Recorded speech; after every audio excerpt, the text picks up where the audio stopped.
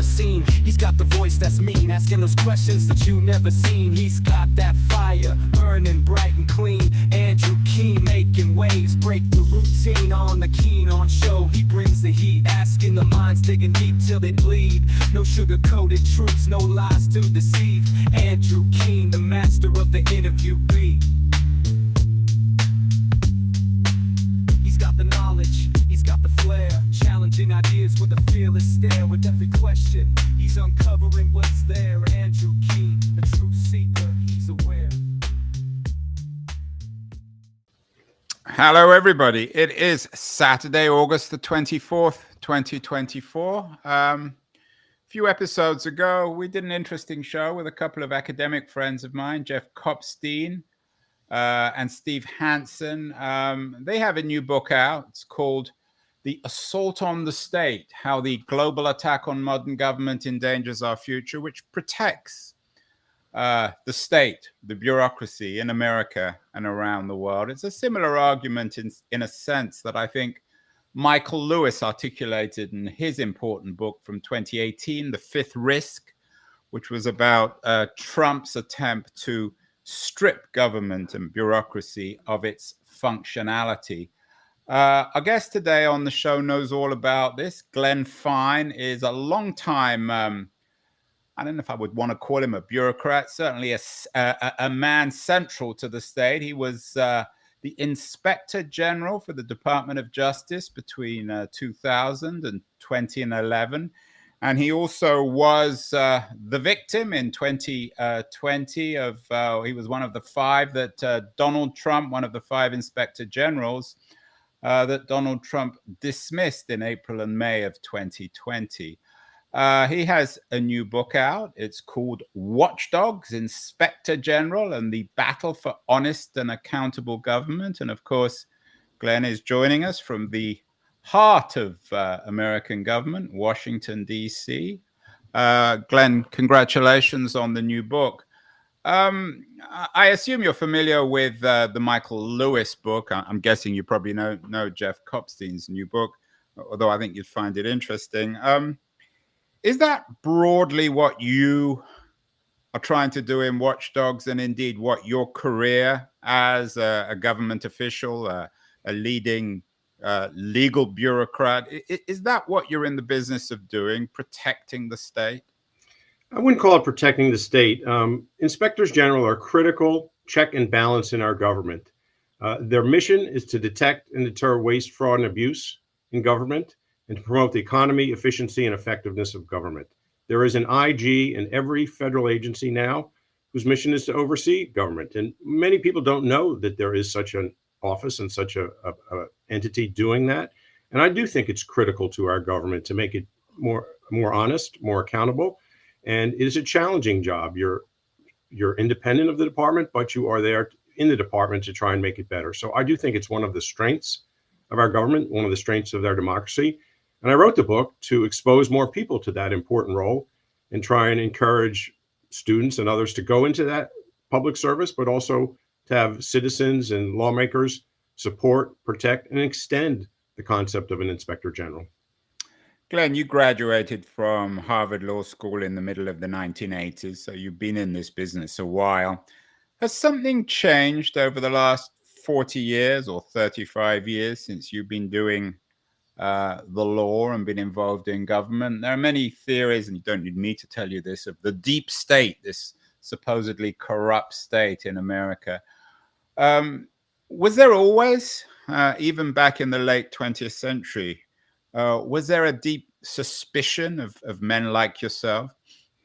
I don't know if there's a deep suspicion. I do think people are uncertain about their government and how their government operates. And I think that's one of the benefits of an inspector general, to make transparent how government operates. We report both to the head of our agency and to Congress, but ultimately we report to the American taxpayer to let them know how their tax dollars are being spent. And there is I think there's always been some concern and maybe a little bit of cynicism about government. But I think from what I've seen from inside the government, the vast majority of government servants, and I don't call them bureaucrats, I call them public servants, are honest, hardworking, conscientious. Some of them are deployed abroad, put themselves in harm's way. I talk in the book about true heroes, law enforcement agents, one of whom in my office was killed in the line of duty. So I do think these are dedicated public servants, but in any large operation, any large government, there will be problems, there will be issues, there will be deficiencies. And that's the role of the Inspector General, to point it out, to try and make reasonable recommendations to make it better. I think over time, in response to your question, I think we have become a little more polarized and less willing to accept the reports of government agencies and even inspectors general. So I do think there is a tendency to retreat to our different political positions, but that's the benefit of an inspector general. It's a nonpartisan position. Inspectors general normally remain when administrations change because they are nonpartisan and they're there to speak truth to power. That's what we tried to do. They are, at least in theory, our most trustworthy individuals, our most trustworthy players in the state. Talk to me about why, if you were making this argument with someone who had been seduced in some ways by suspicions of the deep state, tell me why we should trust these people, why they're not unbiased. I mean, when you listen to this post-liberal authoritarianism, not just in the US, but around the world, there seems to be a deep suspicion that anyone can be unbiased, that anyone can indeed be trustworthy. Well, I do think we need to trust but verify, in the famous words of Ronald Reagan, and that's the benefit of an inspector general. You have someone inside the agency making reports and exposing the operations of government. And what we tried to do, what I think is important, is not simply to say, take my word for it, there wasn't a problem here or there's a problem there, but we try and disclose the facts on which we base that conclusion. So our reports in the Justice IG's office, where I worked, in the Department of Defense IG office, was very lengthy. It explained what we found. It explained the facts and the evidence. It came to conclusions so that people could draw their own conclusions. So if they read the report, they can see what we found and why we are making the conclusions that we are. And so, as I say, in any large organization, there will be problems. I'm not saying everyone is perfect, but I think the benefit of an inspector general and what happens in government is we try to correct our problems. We try to expose our problems. We try to improve the operations of government, even if it's not perfect. And that's what I've seen from the inside. As I say, dedicated, hardworking individuals. Many of them some of them make mistakes for sure, but by and large, and some of them, there are some dishonest people, and we have a law enforcement part of our office that would investigate individual for misconduct, some of it criminal misconduct. But by and large, that's not the norm, and we do try and improve and correct. That's why I think IGs are so important. They are guardrails on government, and they expose problems without fear or favor. So are IGs in the business then of looking for, you mentioned corruption, is this corporate bribery? Is it self-aggrandizement? Is it the meddling of foreign powers? No, we have jurisdiction over our agency, and we have both an audit operation where we audit programs and evaluate programs. We also have an investigative aspect as well. So we do administrative investigations for misconduct by agency officials, ethics violations, for example. But we also have a criminal arm that does investigations of, criminal corruption. Some of it is by officials in the agency, some of it by people who take money from the agency. So, for example, in the Pentagon, when I was the Department of Defense IG, we did investigations of some contractors for bribery, for mischarging, for deficient parts. We did investigations of individuals within the Department of Defense for taking bribes, for fraud, for other misconduct. So it runs the gamut. And what we try and do is expose and prevent and bring to justice anyone who would be corrupt or abuse their office. A few weeks ago, we did a show with Craig Whitlock, who's written a book, the book, I think, on Fat Leonard, one of the most notorious corruption scandals in the U.S. Navy. His book is Fat Leonard: How One Man Bribed, Built, and Seduced the U.S. Navy. How typical do you think Fat Leonard is, and was this success in some ways perhaps a reflection of the inaction or inattentivity of the IG at the time? No, I wouldn't say that. The IG was the one who exposed this problem, and I've read that book. It's an excellent book. It describes in significant detail the corruption of Fat Leonard and how he seduced and bribed many Navy officials to give him contracts, to change the routing of their ships to his ports, to overcharge the government, and they let it go. He was like an intelligence agent. He knew what someone's weakness was, and he would exploit it until they were on the hook, and then he would use that and overcharge the government. So that was a problem. It was widespread in the Seventh Fleet throughout the Pacific, and it was surprising how many Navy officials took the bait. It was a stain on the Navy's honor. It was in my view, the worst corruption scandal in Navy history. On the other hand, it was exposed and people were brought to justice. And I think that in some sense is a reflection of that there are checks on government. Now, I wish it had happened sooner. He also bribed the law enforcement agents in the Navy, NCIS, Naval Criminal Investigative Service, to prevent them from investigating. But when our office got involved, the Defense Criminal Investigative Service, an arm of the Department of Defense IG's office, before my time, they got involved, and they mounted a effective and significant investigative effort to expose his problems and to bring him to justice. Glenn, though, and correct me, please, if I'm wrong, you know this stuff inside out, hasn't even the Fat Leonard trial, I think he was being tried in San Diego, or he's in prison in San Diego, hasn't even that hit a wall? Hasn't he been able to, if not manipulate the American legal system, certainly use it in a way to successfully keep himself out of jail? Well, he's in jail, but no, it has had problems, that prosecution. He was cooperating with the government. And then when the trials were over, when he was about to be sentenced, he absconded. He fled to Mexico and then on to Cuba and then Venezuela and trying to get to Russia. But he was arrested before he was able to get to Russia. And eventually he was extradited back to the United States in a prisoner exchange. He is now in prison. He will be sentenced. The problem that you're referring to is the prosecution in one of those trials did not disclose exculpatory evidence in a timely way, and that undermined the prosecution. On the other hand, that's a function of our system. The prosecution has to dot all its I's and cross all its T's, and if there are problems, it will undermine the eventual prosecution, and that's what happened as well. Now, these people were still convicted, but they were allowed to plead guilty to lesser offenses, which is not a good thing. We've done a number of shows, Glenn, on the 1990s and the origins, the seeds of right-wing vigilante terrorism, the Timothy McVeigh bombings, for example, in Oklahoma City.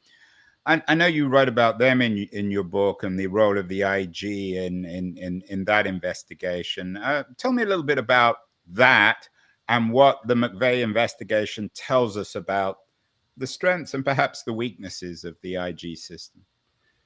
Well, I think it's the strength of the system. I was the Inspector General at the Justice Department during the McVeigh matter, the McVeigh prosecution. And what happened was McVeigh was arrested and taken to trial. And according to the agreements between the prosecution and the defense, all sorts of documents from the FBI had to be disclosed prior to trial to defense. After the trial, when he was convicted and sentenced to death, it came out that there were scores of documents, thousands of documents that the FBI had not disclosed to the defense. The execution was delayed. My office was asked to investigate how this happened, how it happened that they had not disclosed the documents that they were required to. And we did a thorough and quick investigation, timely investigation, and found significant problems, both in the FBI's systems for tracking documents, but also individuals who should have known better and should have provided those documents. We also made recommendations to improve it and to prevent it from happening in the future. So the IG can't, in advance, solve all problems or prevent. It's not the panacea. It's not going to make everything perfect. But the IG system works because it exposes the problems that had occurred and makes recommendations to try and prevent similar problems from happening in the future. And I'm not going to say that an IG will prevent all problems from happening, but I do think it makes it better and improves operations, and it is given the authority and the jurisdiction to report on anything they find. And I think that's what we did in the McVeigh case, disclose the problems that had occurred. I'm old enough to remember, of course, the original bombing. There were lots of, I don't know if they were deep state theories, certainly populist theories about the bomb being planted by Muslim terrorists. To what extent was the investigation and the prosecution of McVeigh a model for investigating these kinds of political crimes in America? A terrible political crime. I mean, it killed hundreds of people, including many children. Well, I think the prosecution was effective and the investigation was effective. He was arrested very quickly, and the prosecution, in a very public way, exposed what he had done and resulted in a conviction. The problem with the document handling was significant, but even then, that wasn't swept under the rug. It was discussed, it was made public, and people moved on. Obviously, there are problems of domestic terrorism. It's existed since McVeigh and before McVeigh, and there's concerns now. I'm not in the Justice Department anymore, so I can't describe the extent of it, but we are living in a time where there's credible tensions, and it's not something to ignore. There's, of course, in America, and again, you don't need me to tell you this, paranoia about overseas terrorism that was both caused and created, I think, by the 9/11 bombings. You write a lot about this also in your book and about Guantanamo. To what extent is this chapter, from a legal point of view, a stain on the American state? It was a problem, and that I believe shouldn't have happened. But on the other hand, it was... Well, sorry to interrupt, Glenn. Yes. Explain, when you say it's a problem that shouldn't have happened, what exactly shouldn't have happened? Yeah, so I write in the book, there's a chapter about the response to the 9/11 attacks. And after 9/11 attacks, there was a widespread investigation called Pent Bomb to both investigate what had happened, prevent future attacks. And as part of that, many undocumented immigrants were arrested and detained, most of them in the Metropolitan Detention Center in Brooklyn. And they were held in many ways incommunicado. They weren't given access to lawyers in a timely way. They were physically and verbally abused in prison. We received complaints about that, and then we decided to open an investigation of it. And we did document that these people were mistreated and that they weren't given the access to lawyers as they should have been, and that both the Immigration and Naturalization Service and the Bureau of Prisons and the FBI didn't follow the appropriate processes and procedures. We issued a very lengthy report on that, and it caused a little bit of a firestorm. I was criticized by some who said, "Oh, I'm undermining the counterterrorism effort." There were some people angry at me. And on the other hand, I thought that this was something that should be done, that's what an IG does. It takes unpopular positions, but it also exposes problems and tries to correct them. And ultimately, many people agreed with that and with the importance of the report. It was at a time when there was very significant concerns about terrorism and follow-on attacks. But we felt it was important to ensure that the United States and its government followed the rule of law, followed its values, even in times of crisis. And I rejected the principle that we could only do one or the other, that is, effectively fight terrorism or protect civil rights and civil liberties of people. We could do both. And that's what the report said. And I think it had a positive impact. What makes a good or a great IG, Glenn? Now, you graduated from Harvard Law in the mid-'80s. You've made your career as an IG. Now you're a fellow at Brookings. You teach at Georgetown Law School. You have taught at Stanford. You haven't become a wealthy man through the law. You could have been, had you probably chosen to go into private practice. You could have, certainly as a graduate of Harvard Law School. Did you always know that you had and I use this word carefully, the dispassion to be an IG? Is that what it requires? Well, first, let me tell you how I got into it, and then I'll tell you what I think makes an effective IG. What are the qualities? I didn't know what an IG was. My first job out of law school, though, was as a prosecutor. I got a job as an assistant United States attorney in Washington, D.C. And I'll never forget the first time I went into court. It was for a sentencing for a defendant, and the defense counsel argued why the defendant shouldn't be incarcerated. Then the judge looked over in my direction and said, "What is the position of the United States?" And I looked over my shoulder, one shoulder, then the other shoulder looked behind me and realized in this courtroom I represented the United States of America. How did that feel? It was a heavy responsibility. It was inspiring, and I never got out of my blood. So I did that for a number of years. I did go to a law firm for a little while, but it didn't have the same satisfaction for me. So I was looking to get back in government, and I was introduced to the Inspector General of the Department of Justice. I did not know what an Inspector General was. When people think of an Inspector General, I bet some people think of Inspector Javert from Les Miserables or Inspector Clouseau from Peter Sellers' movie, maybe even Inspector Gadget. I learned about an Inspector General and what they did, and I took the job in 1995, and I found it incredibly rewarding, satisfying, and meaningful. You can have an impact on government. You can have an impact on our citizens. You get involved in the most salient issues of the day. And from the inside, you have tremendous responsibility and ability to affect how government operates. And so that's why I did it. And that's why I really enjoyed and got incredible meaning from the job. So what makes an effective IG? I think there's several things. One is it has to be nonpartisan. That's in the Inspector General Act. You shouldn't have a partisan background. Two, you have to be tenacious. People will put roadblocks in your way. You have to keep going, and you can't issue one report and think it's going to solve all problems. You have to be tenacious and follow up. But I think the most important thing is you have to be independent, and that's in the IG Act as well. IGs are independent, and they are not going to be everybody's friend. They're not going to be popular. They're not going to be liked. You have to do things independently from the agency and from the Congress, and issue reports based on the facts and the evidence.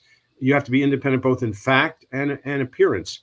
And I'll give you another story. So when I became an IG, I worked at the Justice Department. I worked with 5 attorneys general over 3 administrations, and in the Department of Defense, I worked with 4 secretaries of defense and 2 administrations. And not all of the heads of these agencies understood or knew about the independence of an IG. So I would, when they first came into office, set up a meeting with them, discuss with them the responsibilities, the jurisdiction, and the independence of the IG, how we operated independently from them.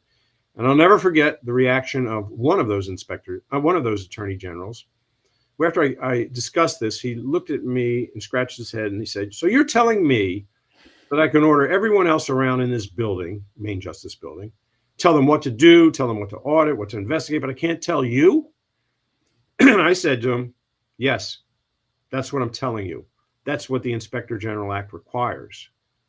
And he stared at me intently.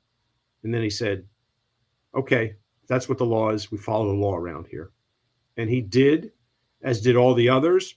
And I think it's a strength of our system that they did, and that I was able to do these investigations and these audits and these reports, some of which made them very uncomfortable, and issue them to the American public without interference. That's the benefit of an IG system.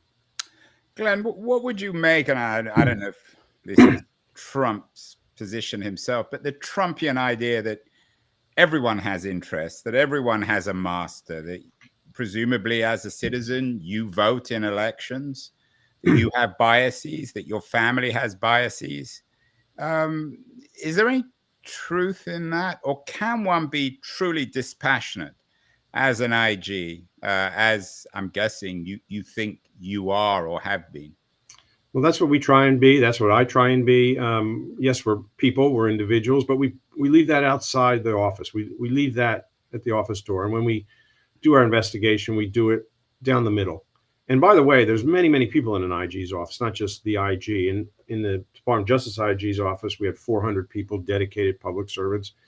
Department of Defense IG's office, we had over 1,700 employees. And if you were skewing the reports, they would say something. If you were being biased, they would say something. And there are checks within the IG system as well. So you can't try, and it's not going to be effective. You're not going to work. It's not going to work well if you try and skew your reports to one side or the other, because it's all out there. The facts are there, and you're going to have to go up to the Congress and explain the report. And there's people on both sides of the aisle with different pressures. So you have to play it straight down the middle. That's the only way you can be effective. That's what we tried to do. And I think that's what we did accomplish.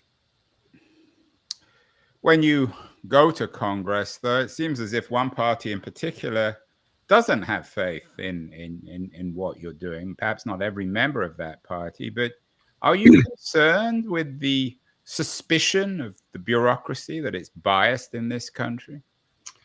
I am concerned with that belief. I will say, however, that members of Congress, both sides of the aisle, rely upon IGs and by and large support the work of IGs, both Republicans and Democrats.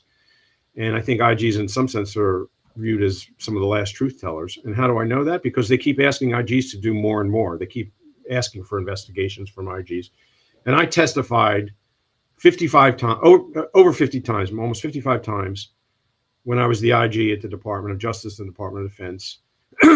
And yes, I got grilled by both sides of the aisle, but and they tried to use our reports to fit their agenda, both in both directions. But I think by and large they respected what we did and appreciated the rigor that we brought to our office. Sure, there are people and members of each party who criticize any government public servant or try and undermine the reports. Yes, that happens. But by and large, I think IGs are still viewed on Capitol Hill as objective entities that improve the operations of government. You mentioned you'd read Fat Leonard, Craig Whitlock's excellent book. I think it's a bestseller now. When Craig came on the show, I asked him how he thinks Fat Leonard got away with it, bribing all these senior figures within the Navy. And he suggested in some ways that these men weren't, and they seem to be men, weren't particularly well paid. Do you think, I mean, I don't know how many, I don't know whether there have been any investigations into the IGs themselves, but do you think that public servants, whether it's naval officers or bureaucrats or IGs, are they both well paid enough, and are they sufficiently respected in America for people to do their job, for them to be incorruptible? So in terms of pay, some of the, maybe not enough, but there's no way you can pay the number of public servants that So what would exist. an IG, someone like yourself, what would you make? Over $250,000 a year? No, 185,000, I think, is what it's all public. I think it was $185,000. Which isn't a lot of money in 2024 America, particularly living in DC. You don't do it for the money. You don't get monetary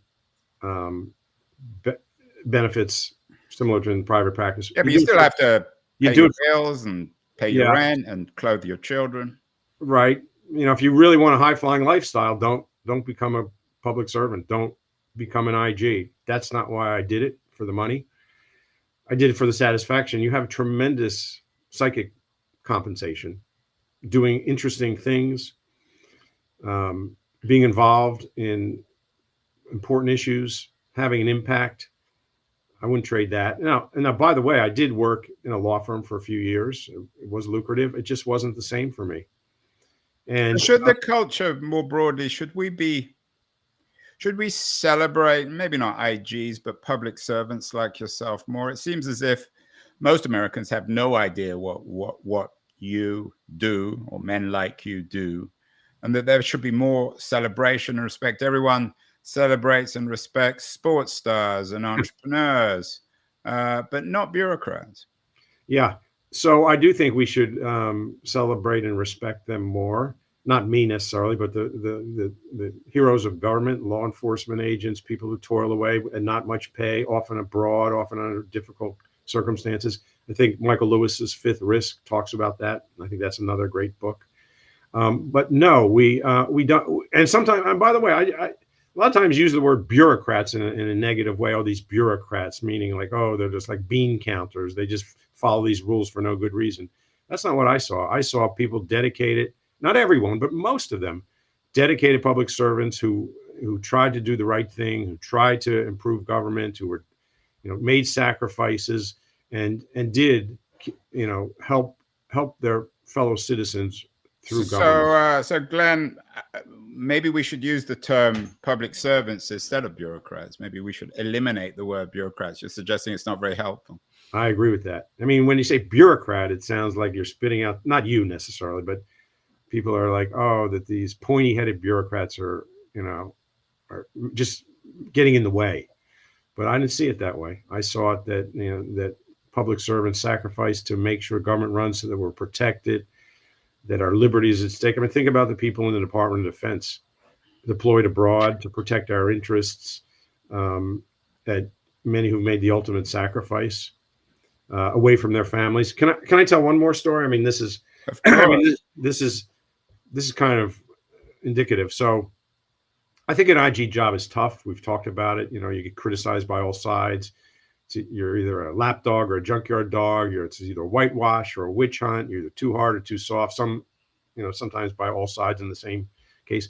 So it is a hard job. It's not the hardest job. And so this is the story. When I was the lead inspector general for overseas contingency operations when I was acting IG at the Department of Defense, and I had to travel to Afghanistan, Iraq, around the world to meet with the commanders there, to issue reports on the status of them. And to get to Afghanistan, you couldn't obviously fly commercial. You had to go on a military plane. So we're flying on a military plane, a C-17 cargo plane. And I go with the State Department IG, the USAID IG, and a few of our staff. We get on the plane, and the pilot of the plane, Army officer, goes over to the state IG and says, "Are you the DOD IG? I want to speak to the DOD IG." And he said, and the state IG said, I'm not the Department of Defense IG. It's that guy over there. And he pointed to me. So the pilot comes over to me and says, "You the DOD IG?" And I said, "Yes, I am." And I'm thinking, okay, what's the issue? A lot of times people had a beef with us. Did we investigate him? Did we investigate his friends? We're not the most popular people. So he says to me, "Well, welcome aboard, sir." I said, "Thank you." And then he says to me, "I really wouldn't want to have your job." And I said to him, "Why wouldn't you want my job?" He said, "Because I read about all the things you have to do, all the things that land on your desk. You piss everybody off. Nobody's happy with you. You have to investigate high-level people. All the stuff you have to deal with." He used a different word that began with S, that you have to deal with. "I just really wouldn't want your job." And I said, "Well, it is a tough job, but I think we're having an impact." You should have said, "I wouldn't want yours either, flying around the world." That's the point. I said, we have a tough job, but I wouldn't want your job. You are flying a military aircraft into a war zone every day. You're getting shot at every day. I'm not. After a few days, I get to go home and sleep in my own bed. You do this every day, and you're away from your family, risking your life every day. You have the tough job, not me. And he said, "Well, I guess we're both in the right job then, aren't we?" And I laughed, and he laughed, and he said, "Well, I'll get you there safely, sir." And he did, as did other people around the world. So it's a hard job being an IG, but it's not the hardest job. Other people make tremendous sacrifices. So what you're saying is, rather than thinking of IGs and other senior public servants, we're not calling them bureaucrats anymore, Glenn. Thank you. we shouldn't think of them as pointy-headed. We should think of them as being broad-shouldered. That's the key metaphor. I think that's an interesting metaphor. I think they make our government better. They perform a public service. And that, in some sense, that's why I wanted to write the book. It's my story, but it's not only my story. It's the story of unsung heroes in the IG community, in the government, who toil in the trenches to try and improve operations of the government, to make our country better. And I think they are a critical strength of our democracy. I think they're a pillar of our democracy. What other country gives an entity like an IG such jurisdiction, authority, resources within the agencies to point out problems with the agencies, to have the independence to do that, to write public reports about that? Other countries have similar watchdogs, but not with the same authority, jurisdiction, and power. And I think that's the value of our IG system. In fact, I would regularly get foreign officials, some from our counterparts in other countries, come to our country and talk to me and other IGs about our system, and they would marvel at it. They would marvel about the strength of our system. It's not perfect. I make 12 recommendations in my book to improve it. We certainly need improvement. It's never perfect, but I think it's a strength of our system that we ought to make even stronger. And that's, in some sense, the message of my book. These are critical public servants and they should be supported, protected, and the role of IG should even be extended. Couple more questions. Glenn, you described the IGs as pillars of democracy. As I said at the beginning, you were part in 2020, in April and May of 2020, the kind of night of the legal long knives, when Trump dismissed 5 IGs, including yourself. I know you don't particularly want to be political, so you can sidestep this question, but was Trump perhaps in this mass dismissal of inspector generals trying to undermine American democracy? Was he pulling some of the pillars down so the whole temple would collapse? Well, I don't think the whole temple would collapse, but he said he wasn't favorable toward IG oversight. He thought IGs had not treated him favorably, is what he said. And in a short period of time, he either dismissed, replaced, tried to replace, or denounced 5 inspectors general. I was one of them. My situation was I was the acting DOD IG, and then the COVID hit, and the Congress appropriated trillions of dollars in pandemic relief funds, but also created a committee of IGs to oversee those funds and detect and deter waste and abuse in the use of those funds. One of the IGs had to be selected to chair the committee. I drew the short straw, so I was selected to chair the committee, and my selection was announced one day, and a few days, within a week, I was replaced. He replaced me as the acting IG of the Department of Defense, meaning I wasn't on the committee anymore. I was not leading the organization. And so that was it. He did that. He replaced the State Department IG, the Intelligence Community IG, the Department of Transportation IG, and it sent shockwaves in the IG community. It wasn't normal to do that. And I think we need to ensure that IGs are, protected and defended. And so that was a challenging chapter in IG's history. Finally, you mentioned you conclude the book Watchdogs with 12 recommendations. There's a possibility that Trump will come back to power. Again, don't need me to tell you this, in November. So we might go through the same cycle. Of the 12 recommendations, are there any that will ensure that he can't do this again? Just get rid of the IGs who he thinks are somehow against him, or similar presidents, populists on the right or the left? So it is in the president's authority to remove and replace IGs. It hasn't happened before, very rarely, I would say. The norm has been when administrations change, IGs remain. That's why I remained in the Clinton, Bush, and Obama administrations as justice, and Obama and Trump administrations. But he has the authority to remove them. Then an acting IG would have to come from within the office, or another IG from within the community, and he would nominate others. So it's possible. I don't think any of my recommendations could prevent that from happening, but there's some that could provide a disincentive. I think an IG should have a term of office, like the FBI director has a 10-year term. The head of the Government Accountability has a 15-year term. I think that would be important. We couldn't give him lifetime like the Supreme Court, though. No, I wouldn't. Yeah, I think there should be changes in IG. I stepped down after 11 years. That was long enough. I think change is good for an organization and for an individual. We also have an issue on the other end, by the way, on the other side, which is there's 74 IGs. Most of them, the overwhelming majority, are doing their jobs well and competently. There are a few who are not good, need to be replaced. This administration, until recently, hasn't replaced any. And I think there needs to be a better way to evaluate IGs, not by the agency head, because I want them to be independent, but by perhaps a committee of IGs, the head of the Government Accountability Office, others, so that if there are IGs who have been in office too long or not doing their jobs effectively, there can be a recommendation to the president to change that IG, and the recommendation would be objective and nonpartisan. And I think that's something that we also need to consider. protect the ones who are doing their jobs well, but also have a nonpartisan, objective process to remove the ones who are not.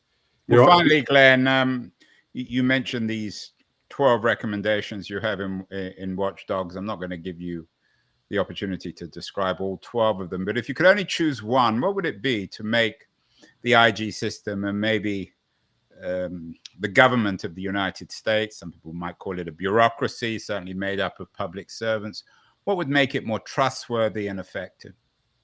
One core reform that would begin this. Well, I think I don't know if I can pick just one because they're related, but we need to support IGs. We need to make sure they have the resources. They need adequate budgets to do all the things they're asking for. And also the Council of IGs, the coordinating entity, needs a budget so that they can watch the watchdogs as well.